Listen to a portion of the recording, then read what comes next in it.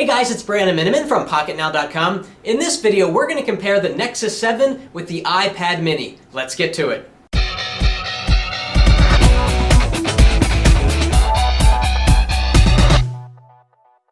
Now, both of these tablets are competing in the 7-inch or 7.9-inch in the case of the iPad mini tablet space because people are really liking these smaller tablet form factors. They fit into a pocket, they fit into a purse, they fit into spaces that other bigger 10-inch tablets cannot, and best of all, they are lightweight and they feel good when you're using it with one hand. So let's compare both of these tablets first in terms of in-hand feel. So let's start off with the iPad. Now, because the iPad mini is significantly wider than the Nexus 7, it can barely, and in most cases, it cannot fit into a jacket pocket or into a pant pocket, whereas the Nexus 7 can because it's a little bit more narrow, and it seems to be this is the maximum width of somebody's pocket, and the iPad mini has exceeded that. So if that's a consideration for you, keep in mind that the thinner width of the Nexus 7 makes it more pocket-friendly, although most people aren't going to put their tablet into a pocket. In terms of construction, let's talk about the Nexus 7 first. We've got a piece of glass on the front,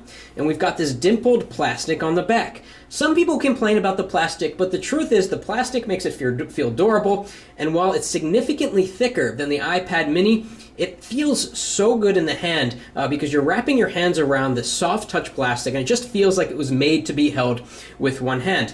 Also, if you've got smallish hands or medium-sized hands like me, you can easily wrap your hand all the way around the Nexus 7, whereas on the iPad mini, it's still possible to do that, but it's a bigger stretch. Now, the iPad mini is made from much higher quality materials. It feels 10 times more high quality than the Nexus 7, but there are some downsides that we'll talk about in a minute. We've got glass and metal, and that's it. There's no plastic on here. Obviously, this is the black version. It's got a nice beveled edge here. Really good attention to detail.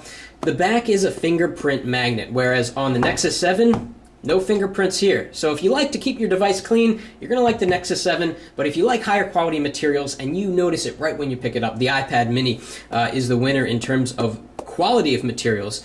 And in terms of in-hand feel, again, you can hold it with one hand quite easily, but if you try to span your hand all the way across, it just feels a little bit cumbersome. Now, in terms of weight, the Nexus 7 is 340 grams, and the iPad mini is lighter at 308 grams.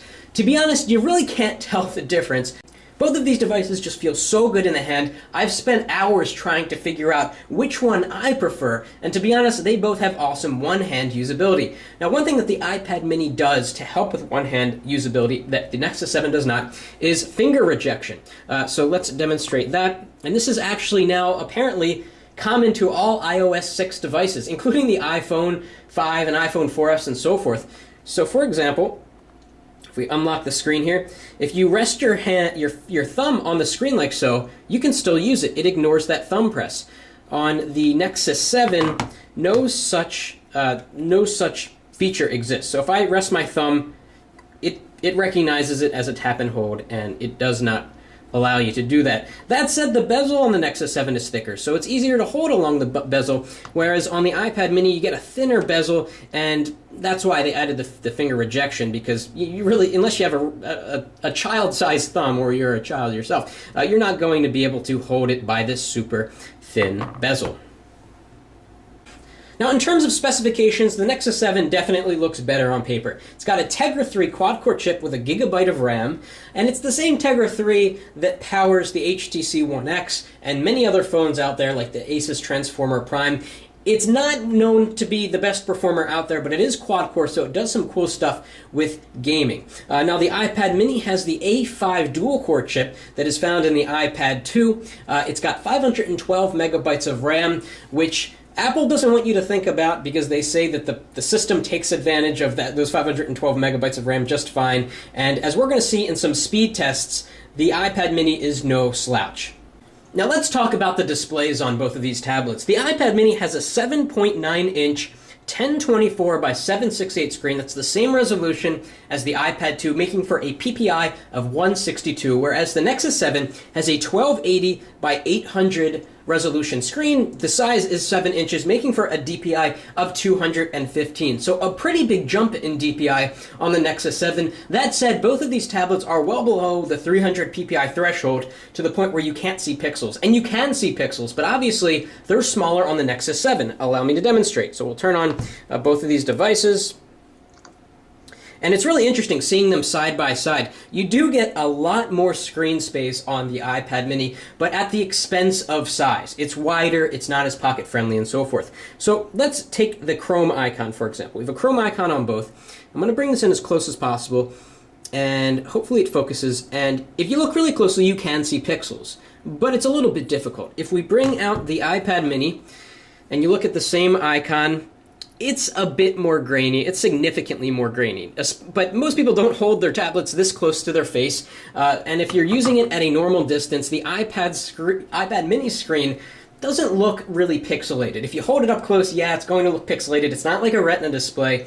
But in terms of comparing these two, the Nexus 7 obviously has a higher pixel density display. Just something to keep in mind. Now, another thing to mention, because the iPad mini has a resolution of 1024 by 768, it cannot play back true 720p video. The resolution is just not high enough. The resolution would have to be at least 1280 by 720. The Nexus 7 can play true 720p video. In fact, let's pull up the same video on both tablets and see how they compare. Okay, here we are on YouTube. I was going to use the YouTube app, but of course the iPad mini does not have a YouTube app. There's a YouTube app for iPhone, but it would blow up the pixels. It really doesn't make sense, so we're going straight to youtube.com here on both. And interestingly, we're getting 3 columns here on the iPad mini and 2 columns on the Nexus 7. So let's move around on the screen and pick a video. We'll just take the first one up here, assuming that it's in HD. And let's make sure we change it to 720p. All right, and let's play them back. This is going to get loud, but hopefully you'll be able to tell if there's a difference in quality. They're both doing it the highest quality possible. Welcome to the town hall debate where ordinary people talk to the candidates. So here on the iPad mini, you can't go full screen. This is full screen mode on YouTube, whereas on the Nexus 7, it's a bigger picture, but you have the navigation buttons on the bottom. Now, I'm glad that it froze at the same scene here, because this leads me to my next point about the screen, which is color saturation. The color saturation on the iPad mini is far superior to that of the Nexus 7. In fact, when we reviewed the Nexus 7, we said one of the problems with the screen was that it was just so low in color saturation. And so let's do a little bit of a demo. So we're going to go into Google Images here, and we're going to pull up the same image on both. Let's type beach.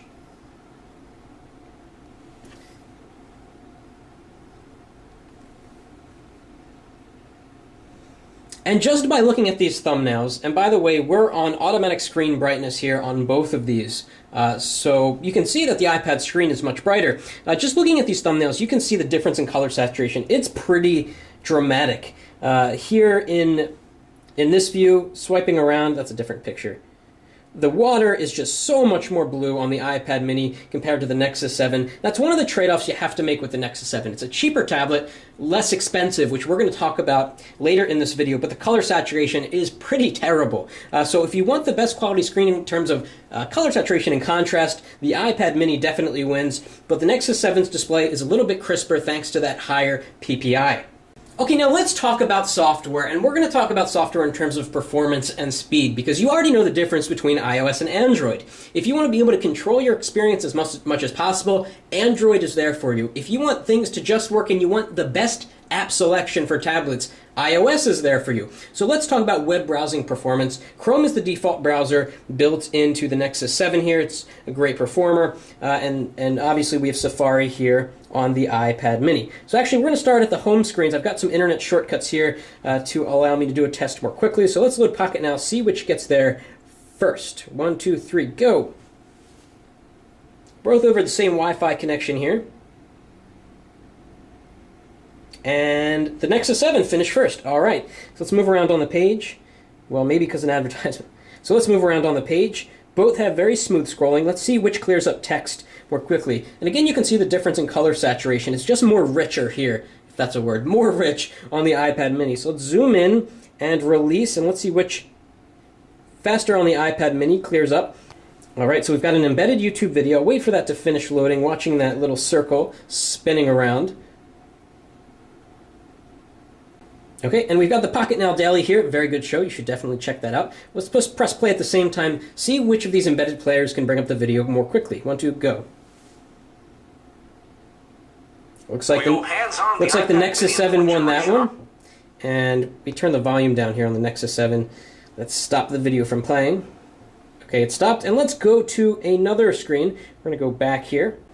Okay, we're back on the home page, and let's go over here to the Microsoft Surface RT review. There are a ton of images and several videos in this post, so it should take a good amount of time to load on both. We're off to a fast start on the iPad mini, pulling in the page a little bit faster, watching a little spinny wheel. iPad mini finished first, and the Nexus 7 is a little bit slower here.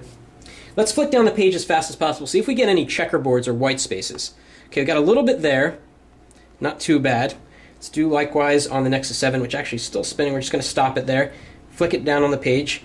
Keeping up pretty well. Kind of the same kind of thing with the iPad mini. At first, when you go through the content, there's a little bit of white space. There's a little bit of choppiness here. But after everything gets into RAM, it becomes quite smooth. And again, let's do the pinch test here. And release. Let's do that again. A little bit faster on the iPad mini. So iPad mini has better web browsing performance than the Nexus 7 just through this test. Let's do one more internet test. We're going to load up TheVerge.com, another image-intense website. 1, 2, 3, go. A little slower on the launch on the Nexus 7.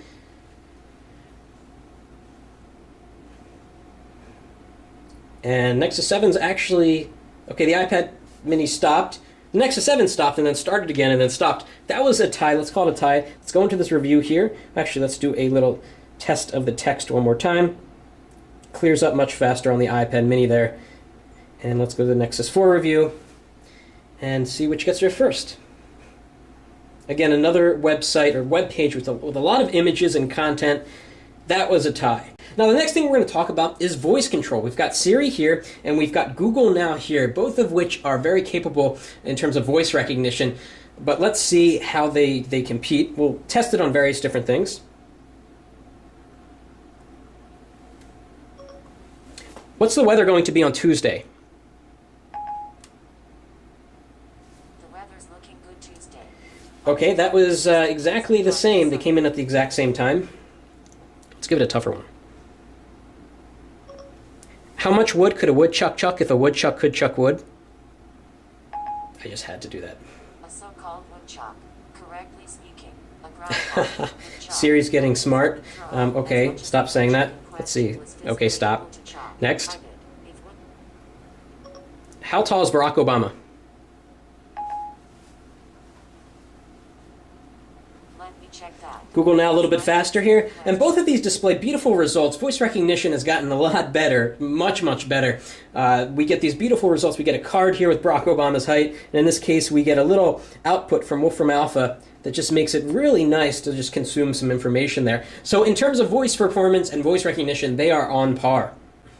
Okay, so let's conclude this with purchasing and availability. The Nexus 7 is one of the best values out there. At $199, you get 16 gigabytes of storage. There are no cellular data options. The iPad mini is more expensive. It starts at $329 for 16 gigabytes. There is an LTE option on 3 carriers now, but it's much more expensive. Why is it much more expensive? Well, Apple likes to think that their hardware is more premium, and you can't argue that it is, and whether it fits in your hand better than the Nexus 7 is really very subjective. The Nexus 7's thicker, it is narrower, it feels better in the hand if you've got smaller hands, but you just can't beat the amazing build quality of the iPad mini. Now, another consideration here, and another reason why I think Apple prices the iPad mini so high, is app selection. The app selection for tablets and iOS is second to none. There are hundreds of thousands of really high-quality tablet apps.